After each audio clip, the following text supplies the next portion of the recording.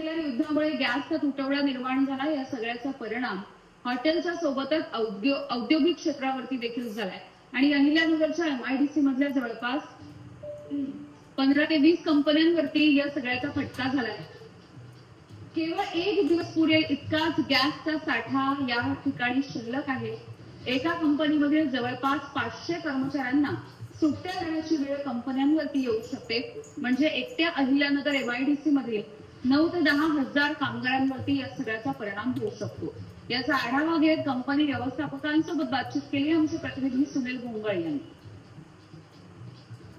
सध्या Iran, America आणि Israel यांच्या मध्ये सुरू असलेल्या युद्धामुळे जे आहेत त्याचा फटका ऑटोमोबाईल इंडस्ट्रीजला बसलेला पाहायला मिळतोय. मी सध्या अहिल्यानगर MIDC मध्ये आहे आणि या ठिकाणी देखील जवळपास 15 ते 20 कंपन्यांना गॅस तुटवड्याचा जो आहे तर तो फटका बसलेला आहे. काही कंपनीतले जे आहेत कर्मचारी अधिकारी आहेत त्यांच्याशी आपण बोलणार आहोत.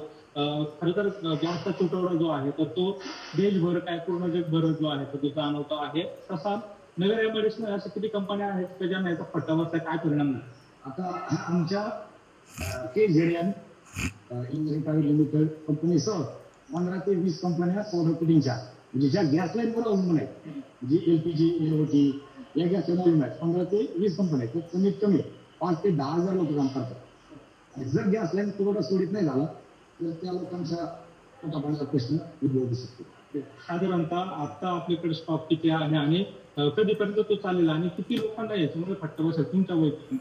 आमच्या काही जण ग्रुपमध्ये कमीत कमी 500 ते 600 लोक आहेत. आणि जर तो गॅस लाईन जर उद्या संध्याकाळपर्यंत एवढं सांगेल, उद्या संध्याकाळपर्यंत जर गॅसची व्यवस्था नाही झाली तर 500 ते 600 लोकांना मग सुट्टी देईल मॅनेजमेंट आमची.